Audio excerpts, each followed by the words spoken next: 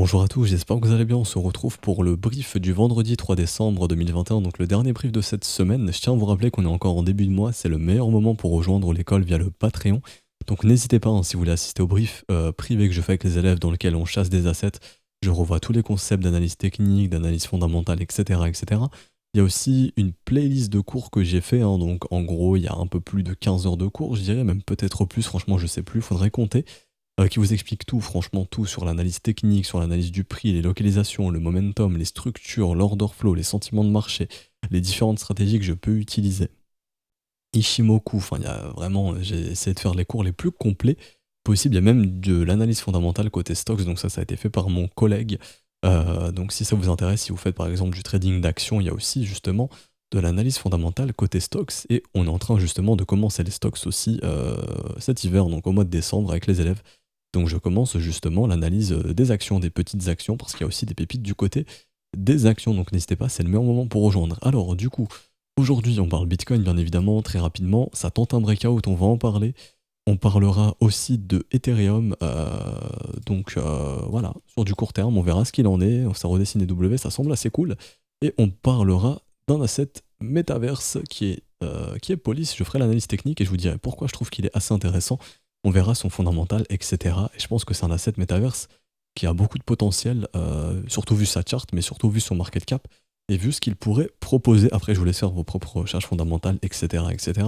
Bien évidemment, je n'ai pas envie de vous influencer sur le fondamental d'un projet, je trouve que c'est très subjectif, et ça correspond juste à ce que vous recherchez. Pardon, est-ce que vous... enfin, par exemple, voilà, je suis intéressé par tel secteur, donc je vais me focus sur tel secteur. Mais peut-être qu'un autre ne sera pas intéressé par les mêmes secteurs de vous. On n'a pas tous les mêmes secteurs d'avenir. Pour d'autres, c'est l'intelligence artificielle, d'autres, c'est le métaverse, d'autres, c'est la blockchain, d'autres, c'est la santé, voilà. Enfin, il y a plein de secteurs d'avenir, d'autres, c'est la robotique, la réalité virtuelle. Enfin, voilà. Bon, maintenant, on connaît un petit peu les secteurs d'avenir, mais il y en a peut-être des plus intéressants que d'autres, ça dépend de chacun. Alors du coup, le Bitcoin, on est en train d'essayer de s'installer de l'autre côté de la trendline, ça pourrait être bon signe, on est en train d'essayer de la breaker là sur du court terme. Si ça arrive qu'on va les W se former de l'autre côté, c'est ce qui fait qu'on pourrait avoir, je pense, un petit peu de pump pour cette journée de vendredi, sachant que le S&P hier a bien clôturé la journée. Là ici on a une belle bougie verte.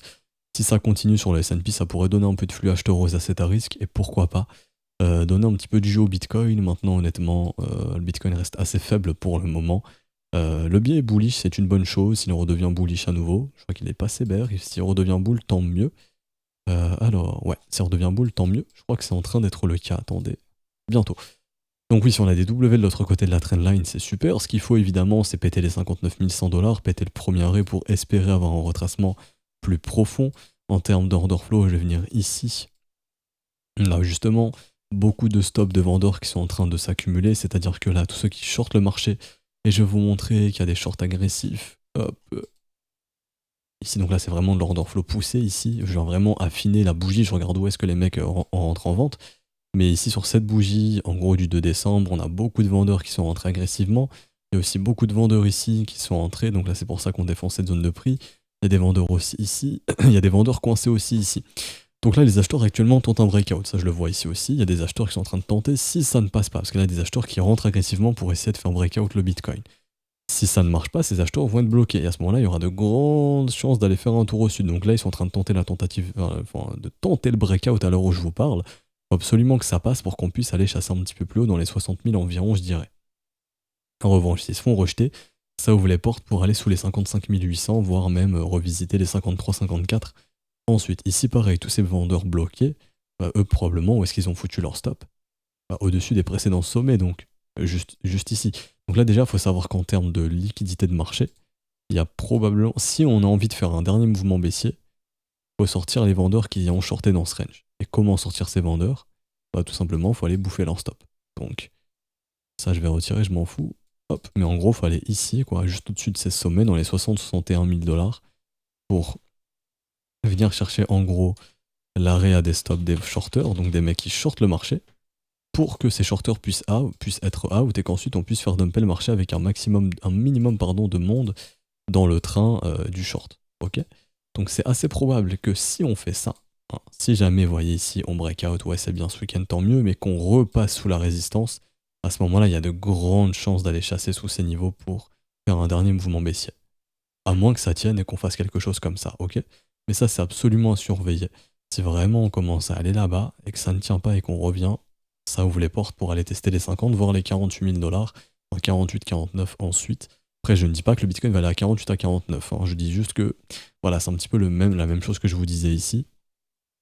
Alors, je sais plus où c'était sur une tête de temps plus faible, voilà, c'était ici. Que si en gros, ici, ça ne tenait pas après avoir cassé ici, qu'on réintégrait, il y avait de grandes chances de venir chasser sous les creux des 57 000, ouais. Chose qu'on a été faire après. Donc ça, c'est pas ce qu'on aimait voir, ok. Et là, c'est la même chose. Si vraiment on commence à breaker, mais que derrière on réavale, c'est qu'on veut juste sortir les vendeurs du train et pour aller chercher les liquidations des acheteurs plus bas. Donc ouais, ce week-end, je serais pas étonné d'avoir une petite poussée pour venir chercher ces liquidations. Tout simplement. Maintenant, est-ce qu'on peut parler de retournement? C'est encore un peu tôt, il n'y a pas de structure daily, on est non plus sorti du range, enfin de la zone de combat, pardon, ça faut y penser. Par contre, le momentum, lui, semble donner le go pour un mouvement haussier. C'est-à-dire que là, actuellement, on est à une bougie de retrouver un momentum positif, avec cette divergence également, donc des W, qui indiquerait que les vendeurs ont perdu de force sur ces niveaux ici, et que donc on va venir justement bouffer un peu de vendeurs pour rebondir. Après, est-ce que c'est une réelle reprise ou un simple rebond? On verra ça plus tard, ok? Mais le momentum semble indiquer qu'on est proche d'un breakout, qui pourrait arriver aujourd'hui ou ce week-end, mais comme je vous ai dit, hein, si ça arrive... Oups, je vais retirer mes écouteurs.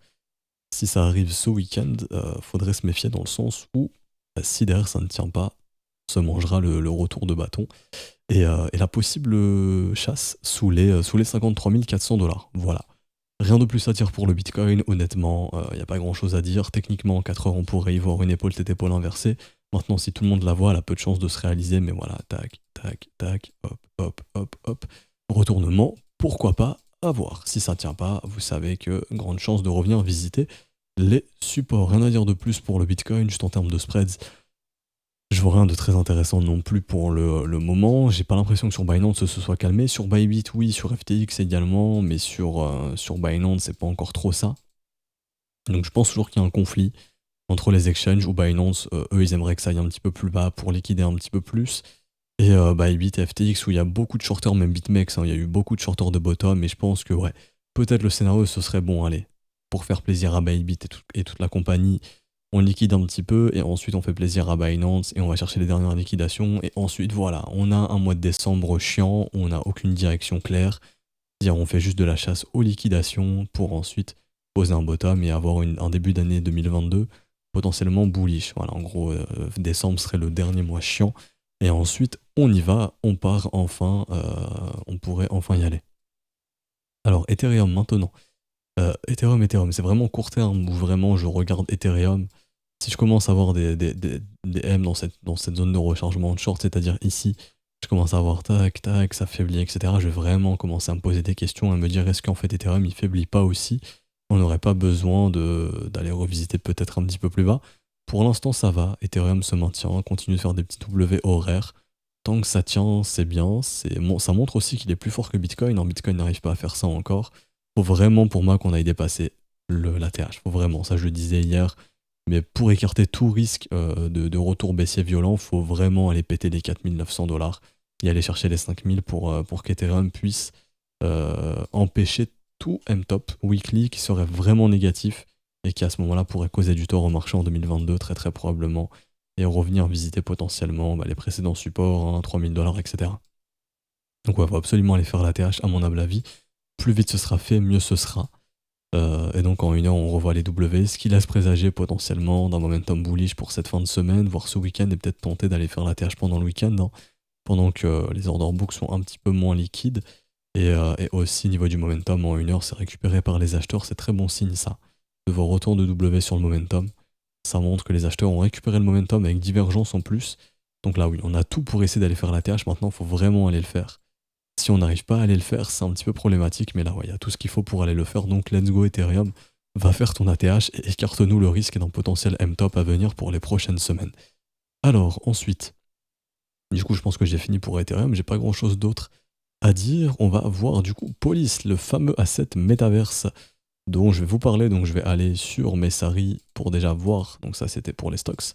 Allez voir si nous avons... Alors, asset... il n'y est pas.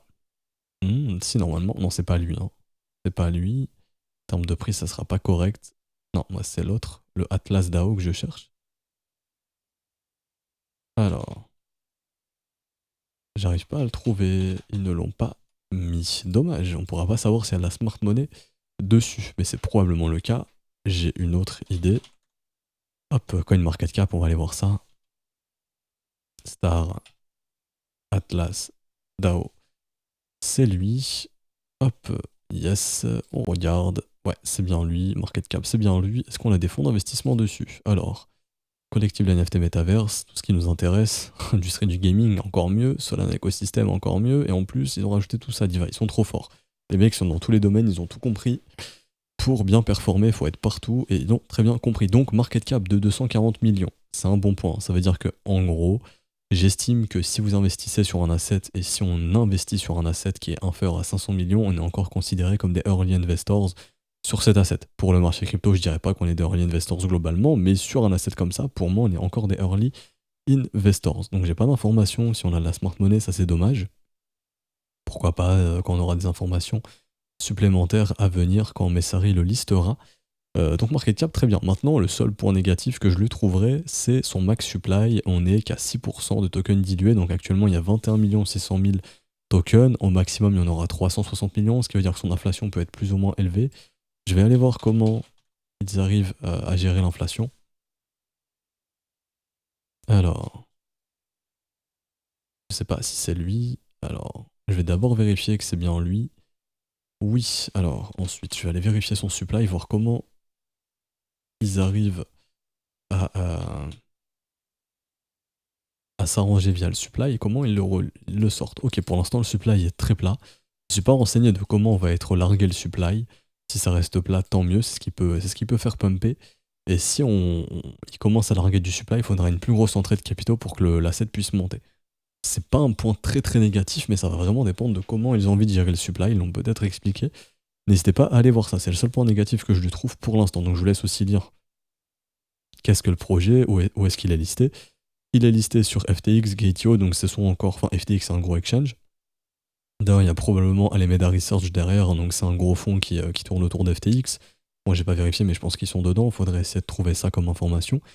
Mais idéalement, c'est pas encore sur de gros exchanges, type Binance, Coinbase, etc. Donc, ce qui fait que, techniquement, le gros de l'argent pourrait arriver plus tard. Donc, encore une fois, ici, on peut être considéré comme des early investors. Alors, techniquement, ça dit quoi? Donc, c'est un asset metaverse qui est encore à plat. Vous savez très bien que les assets metaverse, pour la plupart, ont déjà été paraboliques, Mana, Send, etc., etc. D'ailleurs, les capitaux naviguent toujours. Quand vous avez par exemple des gros assets qui appartiennent à un secteur qui pump beaucoup, quand ces assets finissent leur pump, c'est généralement autour des assets de leur écosystème de prendre le relais. Donc en gros, c'est-à-dire que les gros qui achètent, par exemple sur Send, qui prennent des profits, ici probablement le cas, leurs profits vont aller les foutre où dans d'autres assets métaverses, ce qui fait qu'on peut faire d'autres pumps sur d'autres assets métaverses, parce que c'est un secteur qui est très en vue, c'est pour ça que je vous en parle. Donc là je reviens sur l'asset ici. Donc techniquement, qu'avons-nous? On a un asset qui est totalement plat. Ici, très bien. Il est plat, mais il fait des W. Ça me rappelle un petit peu DOT à l'époque. J'en parlais en hiver 2020 aux élèves, je m'en rappelle. Ici, ou pareil, on avait ni, comment dirais-je, on n'avait pas un historique de fou, mais on avait bien vu qu'en termes de dynamique, c'était plat, mais ça faisait des W. Ça, c'est bullish. Ça veut dire que les acheteurs ont le dessus et que clairement, on est dans une dynamique qui est bullish et on cherche à investir comme c'est comme ça. Je dis pas que Star Atlas va suivre DOT, mais en termes de dynamique, c'est une dynamique qui est similaire, propice à de l'investissement. Ça, c'est ce que vous devez comprendre. Donc là, c'est très bien. On n'a pas encore beaucoup d'historique, mais de ce qu'on a, c'est que l'asset est bullish grâce à CW.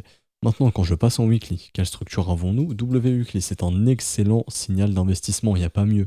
Bon, le mieux, c'est le W mensuel ou le W trimestriel, mais vraiment, il n'y a pas mieux.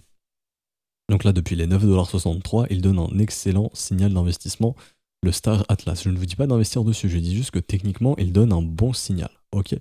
Quels seraient les objectifs? On peut donc aller sur CoinMarketCap, on va aller dans la catégorie, par exemple, du Metaverse, et on va voir qui sont les boss. Le boss, c'est AXS dans le Metaverse en termes de market cap, 8 milliards, et en gros, le Star Atlas, il est beaucoup plus bas. On avait vu dans les 300, alors, il est où? Et aussi, ok, non, il est où? Je vais essayer de le trouver, il est là. Alors, il a que 240 millions de market cap. S'il arrive à se faire un nom, on sait qu'il va pouvoir monter. Ok, jusque-là, vous me suivez. Alors, est-ce que j'ai bien pris le bon? Je viens de voir. Oui, j'ai bien pris le bon. Donc on sait qu'il va pouvoir probablement gagner des places. Ok, donc peut-être aller rejoindre des gros du market cap. Moi, quand j'investis sur un asset métaverse, c'est le pari entre guillemets que je prends.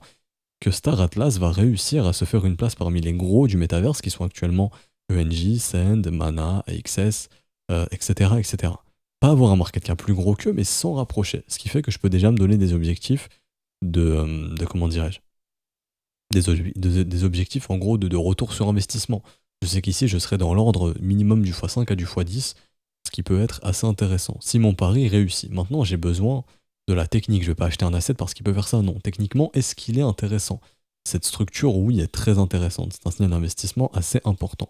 On pourrait ranger encore longtemps, mais n'oubliez pas que la saisonnalité nous indique que les bottoms se posent en hiver et les tops au printemps. Donc si on part de ce principe-là, on sait qu'on est en hiver, on est en décembre, le W commence à se former, que le bottom est en train de se poser en hiver et qu'on a probablement une marge de pump qui peut être par exemple de avril jusque juin environ. Voilà. Avril-juin, ça serait un petit peu notre cible. Donc en gros, il peut encore s'en passer des choses ici. Sachant que déjà au mois de décembre, on est déjà en train de faire le signal ici assez intéressant qui indique qu'on reprend une dynamique haussière, c'est-à-dire creux, sommet, creux ascendant, sommet, creux ascendant, sommet, etc. Donc techniquement, on reprend ici une dynamique haussière, donc un début de tendance haussière très très probablement. Signal donné à 9,63$. Maintenant, s'il y a un mouvement correctif du marché, admettons, voilà, le Bitcoin qui décide d'aller faire un petit tour à 50 ou revenir à 53, quel serait le niveau intéressant? La zone de rechargement du mouvement actuel, c'est-à-dire ici. Hop. Pour acheter tout simplement, ça serait intéressant entre 8,60$ et 7,65$ si on y revient. Donc signal donné à 9,60$.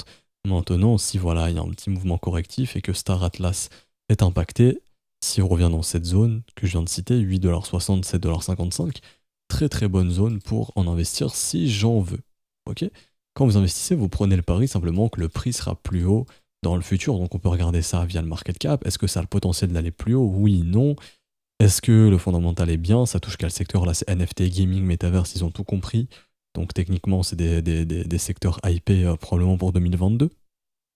Ensuite, on regarde, est-ce qu'il y a des fonds d'investissement dessus ou pas? Oui, non, bon là, on peut pas trop savoir. Faudrait aller chercher sur le fonds d'investissement qui nous intéresse en question, voir s'ils l'ont. Moi, c'est Alameda Research, donc j'irai voir ça. Parce qu'ils sont beaucoup sur FTX, donc s'ils l'ont probablement, je vais aller checker. Et ensuite, ce qui nous intéresse, c'est de savoir l'analyse technique. Est-ce qu'il m'indique qu'il est bullish? Parce que oui, comme on a vu hier par exemple, entre Cake et Police, il n'y a pas photo. Hier on a vu Cake. Cake techniquement je le trouve dégueulasse à l'instant T. Dans les prochaines semaines ça pourrait évoluer.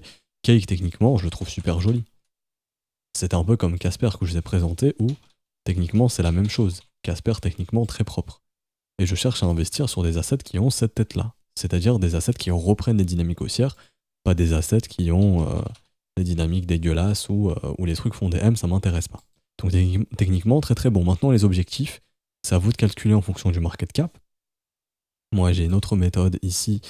Déjà, le niveau de sortie du W, bon, je vous dis, ça m'intéresse pas de vendre là-bas, honnêtement. Si j'en avais ici, voilà, on arrive quasiment dedans. Franchement, ça m'intéresserait pas. On pourrait se servir de l'ATH ici, à voir s'il est réel. Mais là, admettons, ça serait donc entre les 27$ et les 32$ pour des premiers objectifs de profit. Si vraiment si vraiment ce prix a été tradé réellement, et oui, ça a l'air d'être le cas.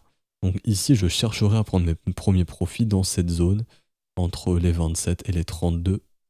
Et ensuite, libre à vous de tout simplement attendre plus de développement de prix pour calculer des extensions de prix, des objectifs, etc. Je ferai une update dessus, je pense. Mais voilà, donc voilà pourquoi moi, Police est très intéressant. Techniquement, il est dispo que sur FTX et KTO, donc il n'est pas encore ouvert au grand public, ce qui fait que les gros peuvent accumuler tranquille sans que tout le monde puisse en acheter. Ce qui peut être intéressant de revendre hein, si un jour ça se fait lister sur Binance ou sur comment ça s'appelle, si ça se fait lister sur Binance ou Coinbase ou Bitstamp ou autre, sait-on jamais. D'autres plus gros exchanges, bon c'est plutôt Coinbase, Binance qui m'intéresse. Bybit peut-être aussi un jour, sait-on jamais. Mais voilà, et donc il faudra surveiller le supply et aussi comment ils vont release le supply, hein, est-ce qu'ils vont en mettre beaucoup, pas beaucoup, doucement sur le long terme, comment le supply va être posté, est-ce que c'est via des jeux comme notre token, etc. On verra bien ce qu'il en est. Bon, ça coûte rien de se renseigner sur le projet, techniquement très intéressant. en termes de secteur très intéressant. Maintenant, fondamentalement, c'est à vous de checker. Je vais aller sur un site voir si on n'a pas des news qui vont sortir bientôt. D'ailleurs, j'avais pas regardé Casper, mais je vais regarder. Je vais en profiter. Alors, c'est Casper et je vais mettre Star Atlas. Hop, ça doit être lui. Oui. Alors, bon, il n'y a aucune news à venir, dommage. On va aller sur CoinCheckup et on va voir si on n'a pas un score algorithmique. D'ailleurs, je vais regarder CSPR, voir s'ils l'ont déjà scoré. Alors, non, toujours pas de score, donc je pense que pour Star Atlas, c'est pareil, ça doit être mort. Alors non, il n'y a pas de score algorithmique. Bon, faudrait peut-être attendre que ça sorte, hein, si jamais, bon après ce n'est qu'un score algorithmique encore une fois, mais ça pourrait être intéressant. Donc je vous laisse ici, j'espère que ça vous aura plu, j'espère que ça vous aura donné des idées. Ici c'est plutôt pour vous donner des idées, des assets intéressants côté métaverse en termes de chart.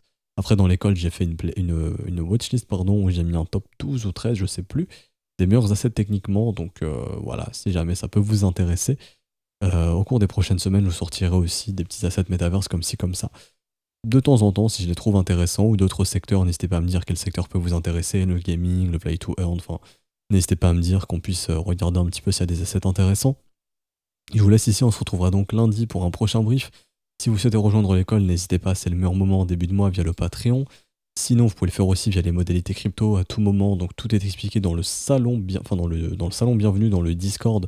Tout est expliqué. Si vous avez une quelconque question, n'hésitez pas, clic droit, envoyez un message à un des professeurs connectés en haut à droite, on vous répondra. Pareil, si vous avez fait le paiement, n'hésitez pas à l'envoyer à tous les professeurs s'ils sont connectés. Le premier qui verra votre paiement pourra le valider et vous aurez votre rôle élève et vous pourrez assister au cours que j'ai déjà fait, aussi au brief que j'ai fait et au brief du jour, si ça vous intéresse, dans lequel on a développé un petit setup pour essayer de trouver des bottoms sur Binance, qui a l'air très intéressant. Voilà, du coup on se laisse ici, je vous souhaite un bon week-end, on se retrouve lundi. Bon week-end à tous, ciao ciao.